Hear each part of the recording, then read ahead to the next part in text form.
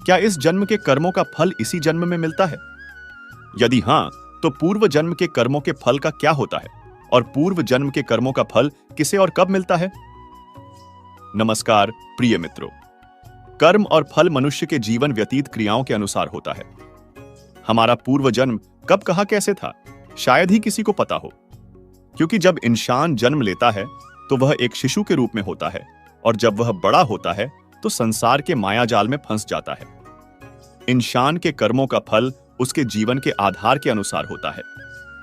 तो पुनर्जन्म क्या है और क्या हमारे कर्म जन्म से लेकर मौत तक हमारा अनुसरण करते हैं? गीता में भगवान श्री कृष्ण ने अर्जुन को यह बात समझाई थी कि लोगों को उनके कर्मों का फल हमेशा मिलता है। आपने महसूस किया होगा कि जो लोग अच्छे कर्म करते हैं वो परेशान रहते हैं, वहीं जो बुरे कर्म करते हैं वो खुशी से रह रहे होते हैं। अच्छे कर्म करने वाले परेशान होते हैं कि आखिर उन्हें इतनी परीक्षा क्यों देनी पड़ रही है, जबकि जो अधर्म की राह में हैं वो खुश हैं और जिंदगी का लुत्फ उठा रहे हैं। अगर आपके मन में भी यह सवाल आया है तो आज हम आपको इसका जवाब देंगे। ये जवाब वो है जो भगवत गीता में लिखा है और जो श्री कृष्ण ने अर्जुन को दिया था। भगवत गीता में वर्णित कथा के अनुसार जब भी अर्जुन के मन में कोई दुविधा होती थी तो वो श्री कृष्ण के पास पहुंच जाते थे। एक बार की बात है, अर्जुन ने भगवान श्री कृष्ण से आकर कहा कि वो दुविधा में है और इसका जवाब वो श्री कृष्ण से चाहते हैं। श्री कृष्ण ने पूछा कि क्या सवाल है? अर्जुन ने कहा, मुझे ये जानना है कि अच्छे लोगों के साथ हमेशा बुरा ही क्यों होता है, वहीं बुरे लोग खुशहाल दिखते हैं, और क्या पुनर्जन्म में भी पिछले कर्मों का फल मिलता है? अर्जुन के मुंह से ऐसी बातें सुनकर श्री कृष्ण मुस्कुराए और कहा, मनुष्य जैसा सोचता है और महसूस करता है वैसा कुछ नहीं होता है, बल्कि अज्ञानता की वजह से वो सच्चाई नहीं समझ पाता है। अर्जुन उनकी ये बात समझ नहीं पाए। इसके बाद श्री कृष्ण ने क्या कहा, वो बात हम इस वीडियो में जानते हैं। अगर आप भगवान श्री कृष्ण की पवित्र बातों को सुनना और समझना चाहते हो तो वीडियो को लास्ट तक पूरा देखें, क्योंकि इस वीडियो में आपको वह ज्ञान मिलेगा जो आपको कहीं और नहीं मिला होगा। श्री कृष्ण ने अर्जुन से कहा, पार्थ, मैं तुम्हें एक कथा सुनाता हूं। उसे सुनकर तुम समझ जाओगे कि हर प्राणी को उसके कर्म के हिसाब से ही फल मिलता है। प्रकृति हर किसी को अपनी राह चुनने का मौका देती है। अब वो मनुष्य की इच्छा पर निर्भर करता है कि उसे धर्म की राह चुननी है या अधर्म की। कथा शुरू करते हुए श्री कृष्ण ने कहा, एक नगर में दो पुरुष रहा करते थे। एक पुरुष व्यापारी था जिसके जीवन में धर्म की बहुत महत्ता थी। वो पूजा पाठ में यकीन रखता था। वो हर रोज मंदिर जाता था और दान धर्म भी करता था और हर रोज भगवान की पूजा करता था। वहीं दूसरा पुरुष बिल्कुल विपरीत था। वो हर रोज मंदिर तो जाता था, लेकिन पूजा करने नहीं, बल्कि मंदिर के बाहर से जूते चप्पल चुराने। उसे दान और धर्म से कोई लेना देना नहीं था और उसे भगवान पर विश्वास नहीं था। समय बीतता गया और एक दिन बहुत जोर की बारिश हो रही थी। इस वजह से मंदिर में पुजारी के अलावा कोई नहीं था। यह बात जब दूसरे पुरुष को पता चली तो उसने कहा कि यह सही मौका है मंदिर का धन चुराने का। पंडित से नजर बचाकर उसने मंदिर का सारा धन चुरा लिया। उसी समय धर्म कर्म में विश्वास रखने वाला व्यक्ति भी मंदिर पहुंचा। दुर्भाग्य से मंदिर के पुजारी ने उसे ही चोर समझ लिया और चिल्लाने लगे। वहां लोग एकत्र हो गए और उसे बहुत मारा। किसी तरह वो बचते बचाते वहां से निकला तो दुर्भाग्य ने उसका साथ वहां भी नहीं छोड़ा।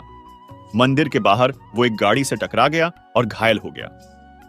फिर वो व्यापारी लंगड़ाते हुए घर जाने लगा तो रास्ते में उसकी मुलाकात उस पुरुष से हुई जिसने मंदिर से धन चुराया था। उसने कहा, आज तो मेरी किस्मत चमक गई, एक साथ इतना सारा धन मिल गया। यह सब देखकर उसे बहुत बुरा लगा और उसने अपने घर से भगवान की सारी तस्वीरें निकाल दी। कुछ सालों बाद दोनों की पुरुषों की मृत्यु हो गई। मरने के बाद जब दोनों यमराज की सभा में पहुंचे और भले पुरुष ने दूसरे व्यक्ति को देखा तो उसे बहुत गुस्सा आया। उसने क्रोधित होकर यमराज से पूछ ही लिया, मैं तो हमेशा अच्छे कर्म करता था, दान में विश्वास रखता था, उसके बदले जीवन भर मुझे अपमान और दर्द ही मिला और इस व्यक्ति को नोटों से भरी पोटली। आखिर ऐसा भेदभाव क्यों? इस पर यमराज ने कहा, पुत्र, तुम गलत समझ रहे हो। जिस दिन तुम्हारी गाड़ी से टक्कर हुई थी वो दिन तुम्हारे जीवन का आखिरी दिन था, परंतु तुम्हारे अच्छे कर्मों की वजह से तुम्हारी मौत सिर्फ एक छोटी से चोट में बदल गई। तुम इस दुष्ट व्यक्ति के बारे में जानना चाहते हो। दरअसल इसके भाग्य में राजयोग था, मगर इसके कुकर्मों और अधर्म की वजह से वो सिर्फ एक छोटी सी धन की पोटली में बदल गया। कथा सुनाने के बाद श्री कृष्ण अर्जुन से कहते हैं, पार्थ, क्या अब तुम्हें तुम्हारे सवाल का जवाब मिल गया? ऐसा सोचना कि भगवान तुम्हारे कर्मों को नजरअंदाज कर रहे हैं, यह बिल्कुल भी सत्य नहीं है। भगवान हमें कब क्या किस रूप में दे रहा है मनुष्य को समझ में नहीं आता है, मगर आप अच्छे कर्म करते रहें तो भगवान की कृपा हमेशा बनी रहती है। इसलिए अपने अच्छे कर्मों को बदलना नहीं चाहिए, क्योंकि उसका फल हमें इसी जीवन में मिलता है। इसलिए मनुष्य का फर्ज है कि वो हमेशा अच्छे कर्म करते रहें, क्योंकि श्री कृष्ण ने गीता में भी बताया है कि किसी के द्वारा किया गया कर्म बेकार नहीं जाता है, चाहे वो अच्छा हो या बुरा। बहुत से लोग नास्तिक होते हैं, लेकिन फिर उनके साथ ऐसा कुछ होता है कि वे भगवान में विश्वास करने लग जाते हैं। दोस्तों, एक बार की बात है, एक बार भोला नाम का एक आदमी था। भोला शहर की एक छोटी सी गली में रहता था। वह मेडिकल की दुकान चलाता था। सारी दवाइयों की उसे अच्छी जानकारी थी। पूरी दुकान खुद संभालता था, इसलिए कौन सी दवा कहां रखी है उसे अच्छी तरह पता था। वो पूरी ईमानदारी से अपना काम करता था। ग्राहकों को सही दवा सही दाम पर देता था। सब कुछ अच्छा होने के बाद भी भोला नास्तिक था। भगवान में उसका जरा भी विश्वास नहीं था। वह पूरा दिन दुकान पर काम करता और शाम को परिवार तथा दोस्तों के साथ समय गुजारता था। उसे ताश खेलने का शौक था। जब भी टाइम मिलता दोस्तों के साथ ताश खेलने बैठ जाता था। एक दिन वह दुकान पर था, तभी कुछ दोस्त आए। तभी भारी बारिश भी शुरू हो गई। रात हो गई थी, लेकिन सभी बारिश थमने का इंतजार कर रहे थे। बिजली भी चली गई थी। बैठे बैठे क्या करें, सोचा मोमबत्ती की रोशनी में ताश ही खेल लेते हैं। सारे दोस्त दुकान में ताश खेलने बैठ गए। सभी ताश में मगन थे। तभी एक बच्चा भागता हुआ आया। वह पूरी तरह भीग चुका था। उसने जेब से दवा की एक पर्ची निकाली और भोला से दवा मांगी। भोला खेल में मगन था। उसने पहली बार में तो ध्यान ही नहीं दिया। तभी बच्चे ने जोर से आवाज देते हुए कहा, मेरी मां बहुत बीमार है। सारी दवा की दुकानें बंद हो गई हैं। एक आपकी दुकान ही खुली है। आप दवा देंगे तो मेरी मां ठीक हो जाएगी।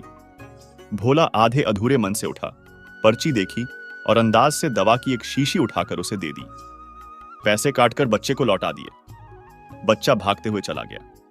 तभी बारिश थम गई। भोला के दोस्त चले गए और भोला भी दुकान बंद करने लगा। तभी उसे ध्यान आया कि रोशनी कम होने के कारण उसने गलती से बच्चे को चूहे मारने वाली दवा की शीशी दे दी है। भोला के हाथ पांव फूल गए। उसका दिल जोर जोर से आवाज करने लगा। उसकी 10 साल की नेकी पर मानो जैसे ग्रहण लग गया। उस बच्चे के बारे में सोचकर वह घबराने लगा। सोचा, यदि यह दवाई उसने अपनी बीमार मां को दे दी तो वह अवश्य मर जाएगी। बच्चा भी बहुत छोटा होने के कारण उस दवाई को तो पढ़ना भी नहीं जानता होगा। एक पल वह अपनी इस भूल को कोसने लगा और ताश खेलने की अपनी आदत को छोड़ने का निश्चय कर लिया। पर यह बात तो बाद के बाद देखी जाएगी। अब क्या किया जाए? उस बच्चे का पता ठिकाना भी तो वह नहीं जानता। कैसे उस बीमार मां को बचाया जाए? सच में कितना विश्वास था उस बच्चे की आंखों में।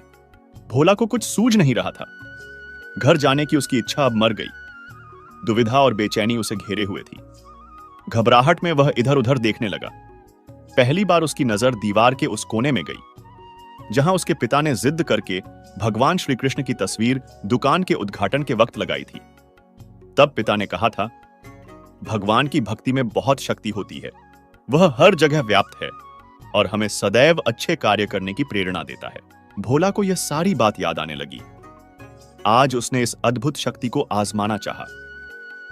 उसने कई बार अपने पिता को भगवान की तस्वीर के सामने हाथ जोड़कर आंखें बंद करते हुए पूजा करते देखा था। उसने भी आज पहली बार कमरे के कोने में रखी उस धूल भरी कृष्ण की तस्वीर को देखा और आंखें बंद कर दोनों हाथों को जोड़कर वहीं बैठ गया। कुछ देर बाद वह छोटा बच्चा फिर दुकान में आया। भोला के पसीने छूटने लगे। वह बहुत अधीर हो उठा। पसीना पोंछते हुए उसने कहा, क्या बात है बेटा, तुम्हें क्या चाहिए? बच्चे की आंखों से पानी छलकने लगा। उसने रुकते रुकते कहा, बाबूजी, मां को बचाने के लिए मैं दवाई की शीशी लिए भागे जा रहा था। घर के करीब पहुंच भी गया था। बारिश की वजह से आंगन में पानी भरा था और मैं फिसल गया। दवाई की शीशी गिरकर टूट गई। क्या आप मुझे वही दवाई की दूसरी शीशी दे सकते हैं बाबूजी? बच्चे ने उदास होकर पूछा। हाँ हाँ, क्यों नहीं।